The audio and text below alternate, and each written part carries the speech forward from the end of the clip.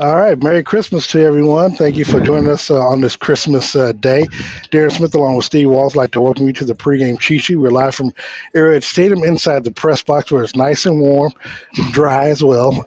Steve, Merry Christmas to you and the family. Same to you. Also, make sure we thank Merry Christmas to our mothers. So, I got a text this morning that says, so we better wish you all, want to wish you all a Merry Christmas as well. Steve, your initial thoughts on this game? Kansas City Chiefs, Las Vegas Raiders. Last time these two teams played in Vegas, Chiefs were down by 14, ended up winning by 14, 31-17. Chiefs 10.5-point favorites. Your initial thoughts on this game today? I mean, to be honest, this is a pretty big game. I mean, for both teams. I mean, the Raiders are outside kind of looking in. Yeah. Win here would keep them alive, of course. The Chiefs would, if they win, of course, they would win the AFC West for the eighth consecutive time. Yeah. And then just seeing some of the games unfold for the last couple of days. I mean, you saw the Buffalo Bills win. You saw Miami Dolphins win. Then later on today, you got the Baltimore Ravens who play. And if they win, then you got to keep that momentum going because you don't want to find yourself moving down in the rankings. Yeah, and it's interesting. I know you and I were both pulling for the Cowboys yesterday, and ball didn't bounce in their favor. The Dolphins, of course, clinched a playoff spot. They still stay in the number 2 spot. Good thing is for the Chiefs is that one of those two teams are going to lose next week between the Ravens and the Dolphins because they play each other. Right. And the Chiefs will know by kickoff who wins that game because that game takes place before the Chiefs. And again, for the Chiefs, they need to win out to at least if they win out, they'll have an outside shot of the number 2 seed. That's because it depends on what happens with the Ravens Niners game tonight. If the Ravens lose, that puts them in Miami in a tie. They had tiebreaker. Yeah, and they'll still be one game ahead of the Chiefs. But the winner or the loser of that game, if the Chiefs can win out, will at least fall to number 3, and the Chiefs will move up to number 2, and then whatever happens, now. Yeah. It's a lot at play. Miami needs to basically lose the last 2 games, which the Ravens need to lose 2 games as well. So it's kind of crazy how. No, I'm sorry. Dolphins don't have to lose 1 game, and the Chiefs need to win out, and Baltimore needs to lose. But you know what? The crazy thing is, this is what we talked about 3 or 4 weeks ago when we said the Chiefs don't want to be in this position where they're dependent upon someone else. We always talked about that winning and losing. Yeah, where they should have just if they did their job, we wouldn't be talking about the jobs that other people need to do. Looking at this game, Steve, last time these two teams played, Raiders, as I mentioned before, exploded for 14 points to start the game off. The Chiefs, to me, played their most complete game after that. Patrick Mahomes, sat in the pocket, was able to pretty much focus on 5 receivers for that game. I know seven caught catches, but 5 really contributed in that game. And to me, he played like his most complete game. I think he passed for 298 yards, had 2 or 3 touchdowns in that game, and I mean just played an outstanding game. That offense looked like it was going to start clicking until Green Bay the following week. When you look at this particular game and this matchup, not only these two teams know each other. We know Max Crosby is going to be playing in today's game. Not sure what the status is of Josh Jacobs. I didn't see his name on any bet sites this morning, but I'm presuming he's probably going to play unless he's out with an injury. But give me your thoughts on some of the individual matchups that we should watch out for today. I mean, of course, just looking at the Raiders first with their defense, you got to look at the defensive line led by Max Crosby. He always gives Patrick Mahomes and this Chiefs offense fits, right? I mean, he's just a force to be reckoned with, and I feel like he's the guy that you always have. You always have to know where he is on your offensive line. He lines up on any side, picks his matchups. So it's gonna be a long day for the Chiefs offensive line. I can't say that. But the thing that I think about this Chiefs offense and defense, they don't want to start, down 14. Right. Oh, definitely. I feel like this Raiders team is a team where they can control the tempo with their running game. I mean, you look at it last week, a lot of people made a big deal about them, scoring 63 points against the Chargers. But the week before that, they had a donut in the points column. So that being said, you really don't know what Raiders team you're going to get today. Granted, it's a game with a lot of implications, but you don't know which one you're going to get. You bring up a good point. And we talked about how they scored 0 and 63. going into halftime, I remember last week Antonio Pierce was asked about what his message is going to be to his players, and it could have been coming out of. He said basically keep the foot on the gas pedal, and if that means run the score. I like that mentality, which is what we've always said that Andy Reid should have here with this Chiefs offense. If they're that potent, hey, you just got to keep scoring because you don't want to be in a situation where, look, we've seen yesterday, last night, New England was up 23-9, I believe, over Denver. And Denver came back, and then, the game got down to the wire before New England walked off with a field goal. So, and then you look at the you look at the Miami and Cowboys game. I mean, you don't want to be in a situation where you have a lead. Green Bay and Carolina. Green Bay had a big lead over Carolina. 22-point lead, right? Yeah. And then the game ended up going into overtime. They lost, they won 33-30. But you don't want to put yourself in a situation where if you can score, continue to try to score at will. And I do like that mentality coming from Antonio Pierce, where I wish Andy would kind of adopt. But when you talk about that particular matchup, I'm looking at on the other side. We talked about how well the defense has been playing Spagnuolo's defense.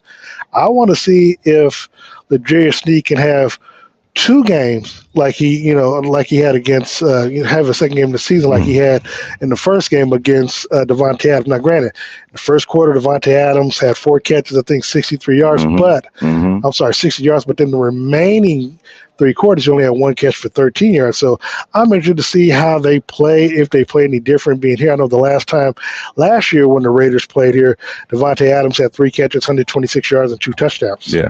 And you mentioned there's just a difference between first half and second half. Yeah. And I want to highlight that for a second and, ask you just about Spags and his being able to adjust. I mean, you think about the past, 3 out of 4 weeks, the past 4 weeks, you start down 14 points. Right. And so you don't want to get into that situation where you're down 14 because, like I said, the Raiders can control the tempo.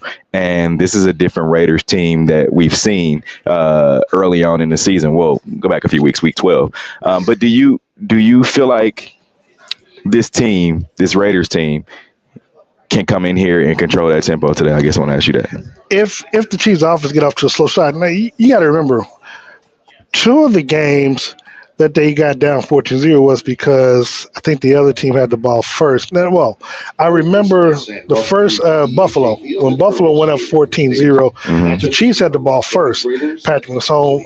Patrick had the interception. And granted, the defense came out and kept them out, but the offense couldn't get clicking. Yeah. And so after a while, and then they also was working with a short field position. Right. So they were to get on the board. I think if you're Spags' defense, the one thing that I've noticed that he's been able to do is, as you said, he didn't even wait till halftime. He adjusts in real time. Now, again, they're kind of put in a delicate situation because if the offense isn't scoring, you can only do, and then depending on if there's a turnover or whatever, you have to adjust to your field position as well. So, I'm not sure that answers your question, but he does.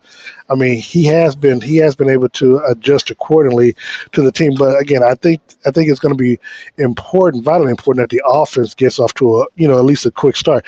Yes, can Las Vegas come in and control if they can get on board first, or just depending on who's running the football, if Jacobs is playing today, they can control the game on the ground, and the field should be a perfect condition because they had the tarp down. Oh, of course. So they should be fine as it relates to foot and stuff like that. So if that's the case, I think it's going to be important that they get the Raiders offense, 3 and out as much as possible. Yeah, and not only that, but I feel like Davante Adams, of course, he's going to get his. But it's the others, and we talk about just the other players that Spags has been said to take away the best option, which is Davante Adams. Can you continue to do that? I feel like the G.E.H.A can. He can, and here's the thing. Aiden O'Connell has actually played well. Obviously, you look at the Vikings game where it was a 3-0 game that they lost, but I think he had 5 touchdowns in last week's game against the Chargers. Look, we can poo-poo the Chargers and how they're looking without Justin Herbert, but that's still a defense out there that's getting paid to stop the offense. And so the fact that they've been able to put up points and minus the Vikings game, they have been, O'Connell as a rookie quarterback has been able to move the ball up and down the field, and he has been spreading the ball around to kind of, not to say alleviate the pressure because Devontae Adams wants that pressure. He wants the football. Oh, yeah. But getting Hunter Renfro and I'm sorry, Hunter Renfro along with Jacoby Myers. It's too many Hunters. Yeah. Hunter last week. Hunter, yeah. And so but the fact that he's getting all them involved again, it makes it more important.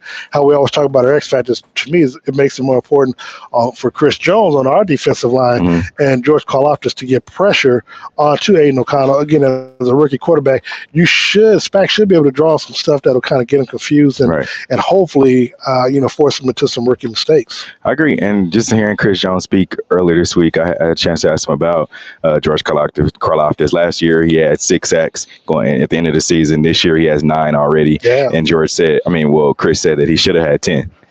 He should be definitely at 10 sacks, and I believe Chris was asked about what did he get the chief defensive line or defensive guys for Christmas, and he said, well, I haven't got to 10 sacks. When I get to 10 sacks, I'll get them Rolexes. Yeah. So I think no matter what, that statement there lets me know that he is worried about his number and where he is on that, because of his incentives. Yeah. So I feel like he wants to get to 10 sacks today. Well, I think he does too. And I think I don't know where he's sitting at for the season. But I do believe I believe he can at least get one today. And Junior, you don't like to hear players talk about individual stuff, but yes, you do. No. But I said Junior. But what I'm saying is that I don't have a problem with it because if that's a motivating factor, that's what I'm saying, and you putting it out there, and look, here's the thing too. We've seen players talk about this stuff to where it I think for the most part, it affects the team positively, at least in your position group or on your side of the ball, because they want to get you the ball or they want to put you in a scenario to help you reach those goals. 7.5 sacks so far. 7.5. Yeah. Well, I remember he wanted to get 2.5 sacks the last game of 2020 season. So this is a good game to where there's going to be a lot of passing in this game. I believe so, and I believe if the Chiefs get in the lead, that'll force them to throw the football, which will give him opportunities to get after the quarterback. So I'm going to go out on a limb and say Chris has 1.5 sacks today. So at least he'll get to 9 and give him a couple of games to get to that 10th one. Here's the thing about this Chiefs defense as well. On top of what you said, they have to create turnovers.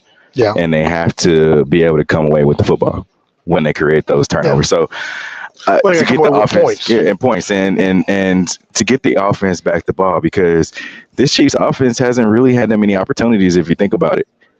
They start the game and whether it's punt, they've had opportunity, just haven't put the ball in the end zone. Yeah, and once the offense gets the ball, they have to get the ball into the end zone. You got to come away with something, whether it's 3 or whether it's 6.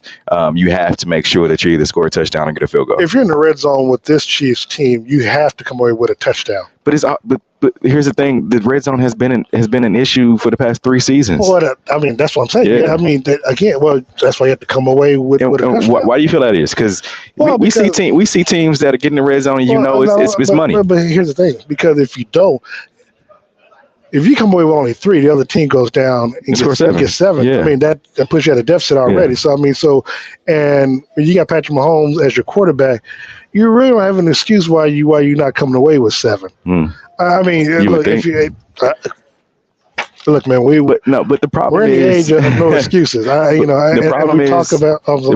problem is on that. It seemed like Patrick is glass to Coach Reed. Think about it. What do you mean? They treat him as if he's like fine china. And the injury, I feel like the Denver thing is the worst thing that could have happened to him when he hurt his knee. So now he doesn't want to get. I get that part, but my point. But they get into the red zone. Sometimes they need short yardage, and they mess it up. They want that trickery. Yeah, you give your running back the ball. Give your running back the football and let him pound it in. That's what you got to do. No, I don't disagree with that, but again, you got Patrick, and you allow Patrick to change the call at the line. So a lot of times that can be on Patrick as well, because he has the option to, any type of RPO he wants to. And if he sees something, he is allowed to change the calls. Yeah. Well, maybe he likes the trickery. Yeah. Because you get to the point, I mean, and it worked. Granted, it works, but what happens when it doesn't? Like last week where you had Jerick McKinnon who threw the touchdown pass to Rashee Rice. Yeah. Right? Why are you taking the ball out of 15's hands? It just, to me, doesn't make sense. If it works, it's like, but, and I don't want to be like, oh, get off my line, but still. You come over to my side. We still, because 9 times out of 10, sometimes it works, but sometimes it doesn't. Hold on. We got to pause the show for a second, because this is a major breakthrough. Because for the last 3-4 years, they always talk about me. They tell me get off my line. He finally come over to the dark side now. Now you got to start scoring some major points. But you don't have those. You don't have those players that you've had, and the playmate, the dogs. That's fair. When you got them dogs, that doesn't matter, like, because you have so many people you got to watch out for. Now it's like, oh, are they going to do the little shovel pass from Patrick to Travis, or are they going to do the QB sneak to the tight end? I mean, there's so many things that are on film that you see, and it's like, oh, they're going to do that. Some kind of trickery is coming. I can't disagree with that. But shout out to Andy though, because I believe that play that they did last week with McKinnon and Rashee Rice was a 19-20 Yale play. Oh, and he gets in his bag, but still. Well, at least they won that game. I mean, I wish you'd have pulled it out. It all counts. It all counts. Now, speaking of Andy, speaking of the play calling, I do have to ask: are they able to design? Now, look. We know we've had the conversation throughout the season about the wide receivers and the drop passes and stuff like that.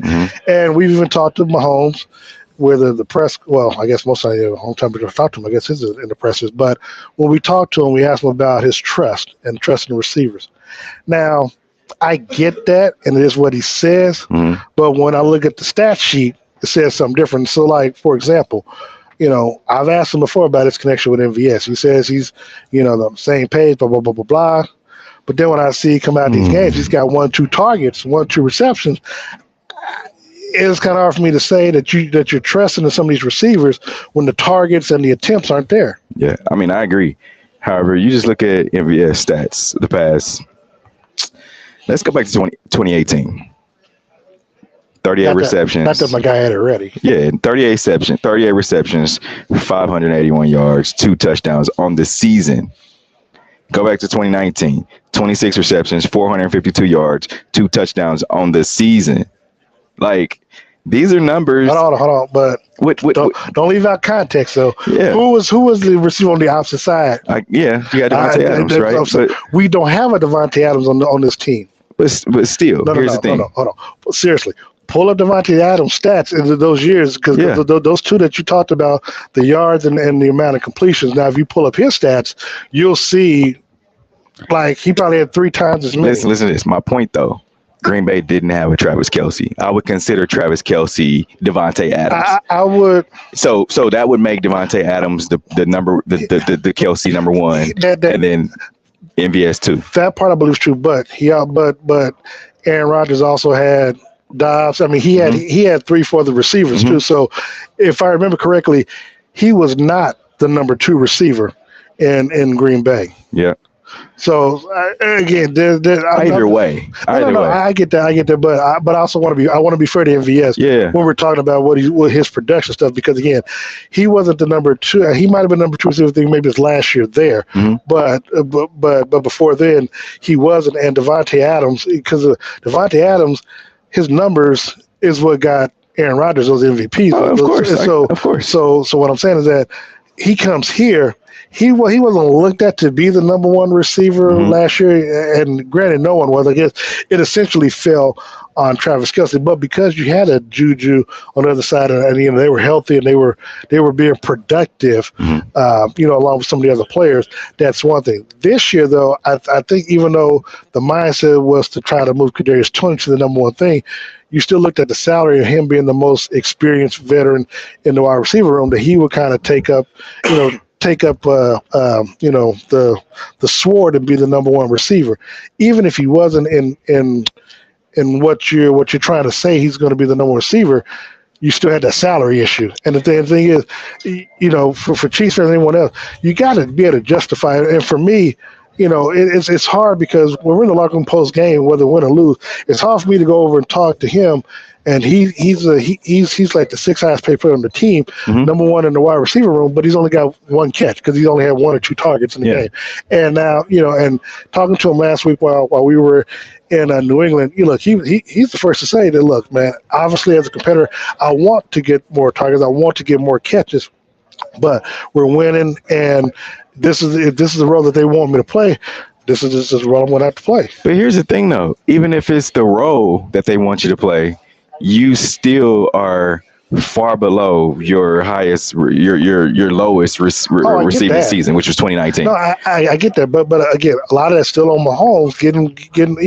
Look, and some of those catches you've got to make as a pro. And as granted, you getting your opportunity. Against Philadelphia, he had to make. Hold on, Darren. You getting your opportunity, and it seems like you're not putting forth the effort in your opportunity because minimal effort is what we see a lot of these wide receivers around the league. Now, you can say yay or nay, but minimal effort is what a lot of these receivers give, and it's much better on the statistical end than what MVS does. The flip side of that, Mahomes don't throw him the ball that much that by the time he throws, he's like, oh, it's coming to me. Okay, well, let me get it now. So, no, I'm with you. But we've seen other receivers the same way. I mean, we can go back to Demarcus Robinson.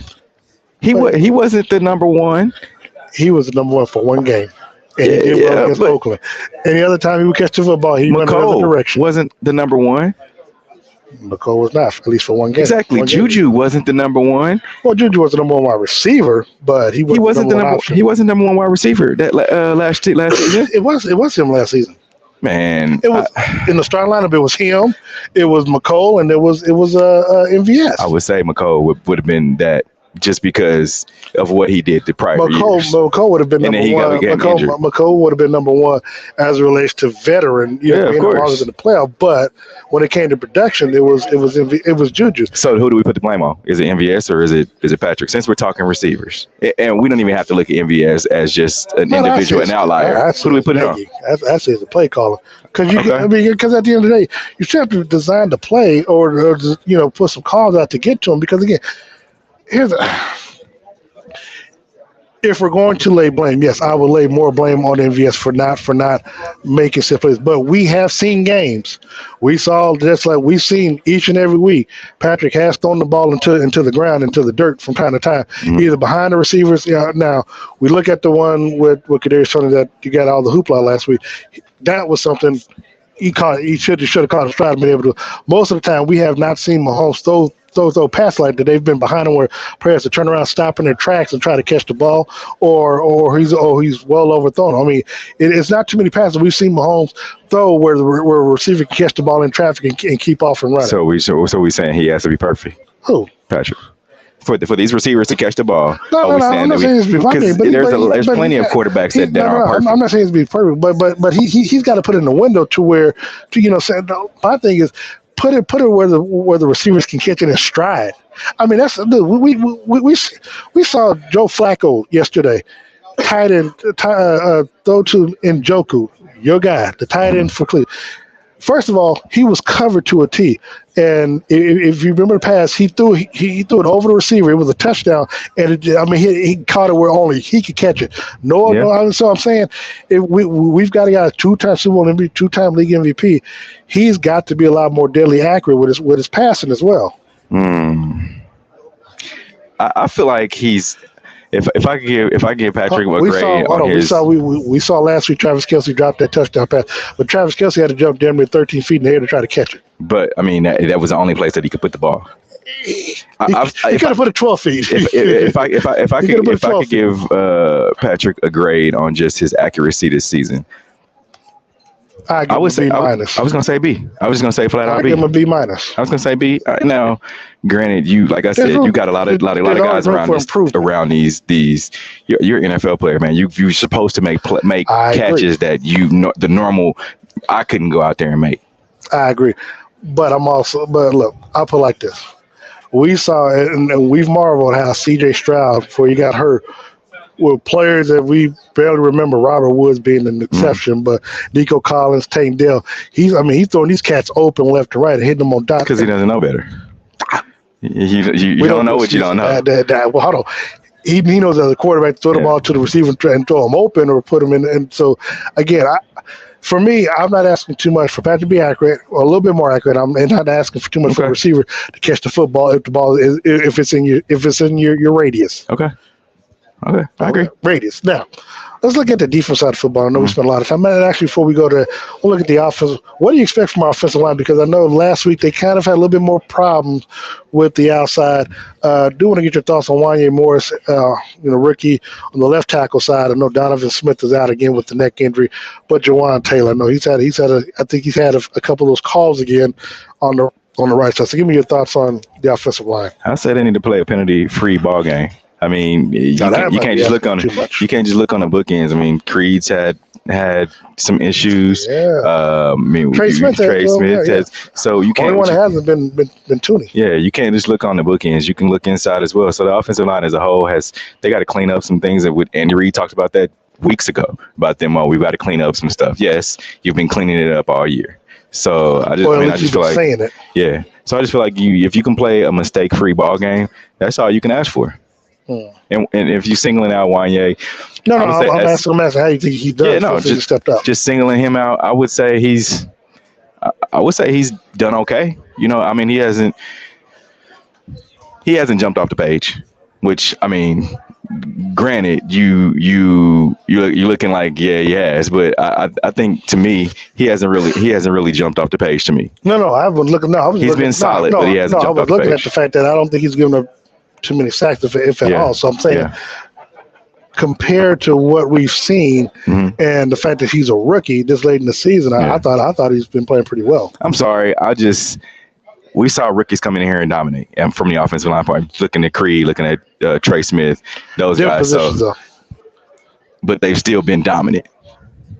Yeah, because I mean, we see Chris Jones go up against inside. He picks his inside, and he's able to dominate. Of course, they haven't gone up against anybody like that, but still, we've seen those guys dominate in their rookie campaign. Well, we'll get a chance to see him today. We will against Crosby next week. I mean, against I think T.J. Hendrickson, and then following week we'll see what he does against Khalil Mack. On the defensive side of the football for the Chiefs, again, we're looking at this offensively. What are you expecting from them on defense today? And the defensive line just has to play solid. Defense as a whole has come up with turnovers. I feel like the linebackers, I mean, we're just talking to Willie Gay after the game last week. He talked about having everybody back. Drew Tranquil, himself, Nick Bowden. That last week was the first game in a long time where all of them were back and healthy. And I can't say healthy, relative, right? Like, because everyone's battling something, but I just feel like the linebackers are going to be able to have to stop their running game.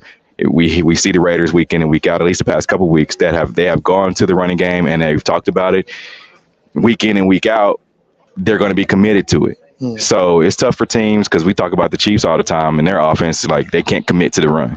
No matter come hell or high water, you're going to throw the ball, right? So it's tough for teams to commit to the run, and the Raiders have done that. So I feel like the linebacker crew is going to be crucial today. But that's an identity for the Raiders, though. That is a little bit, with Josh Jacobs and taking after the head coach, and and he knows that he knows. But not when you got a dog on the wide receiver side. No, but again, I mean, the guy was all pro last year too. So I'm saying, so he got dogs at both levels. So the thing is, he knows to put the ball in his playmakers' hands, which is Jacobs and Adams. X factor for you today in this ball game on the offensive side of football for the Chiefs. Hang on, I know we was going that way. I'm gonna go with the running back. I'm gonna go with Pacheco. Yeah, just because we 2 surgeries. We've talked about it off camera. 2 surgeries, 1 season. I just don't know where his mental is with that. He just had surgery 2 weeks ago. Had a week off. Now he's going to have to come and he's preparing for the long stretch at the end of the season. So I feel like it's going to have to be the running back. How about yourself?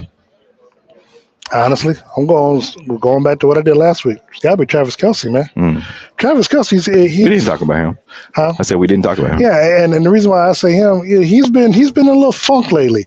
And I'm not saying, last week he had 5 catches, I believe, and dropped a couple of touchdown passes. And, he's this whole thing with with Taylor Swift and stuff, whether or not that, and I don't think that's been affecting, but I think one thing that we talked about is kind of the frustration in that here you are trying to at least play well, but you're getting double and triple team, and it's different if your other teammates are making plays, extending drives and stuff like that, to where the defense can ease up off of you, kind of focus on them, and then boom, you can hit them for a couple of catches and maybe a touchdown.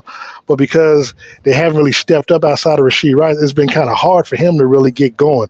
And so this is last time they played here at Arrowhead last year, he cost me a lot of money, but he did have 4 touchdowns on 25 yards pass. That's a bad beat that's gonna live. And real quick, I feel like today Travis Kelce is gonna be the go-to, because of course he has about 940 some yards to 8 consecutive 1,000-yard game. Christmas Day, what better day to do it? Yeah, so I think he has a big day. I think he does get into the end zone today, and I think the Chiefs. Let's hope he gets into the end zone. My FanDuel is. I said earlier from that one. I'm just saying, I did get him for the yardage. Yeah. I figured he should be able to get that. Defensively, who's your X factor? I'll go with the same one I went with last week. Linebackers. I feel like they're Nick Bolton and Willie Gay and company, Drew Tranquil. They're going to be key. I was going to go with corners, which I feel like you're going to go with the corners, but I feel like it's going to be linebackers today for me. No, because I'm going the same thing I did last week, which is the defensive line. Okay. And because again, which ended up happening, they put pressure on the quarterback.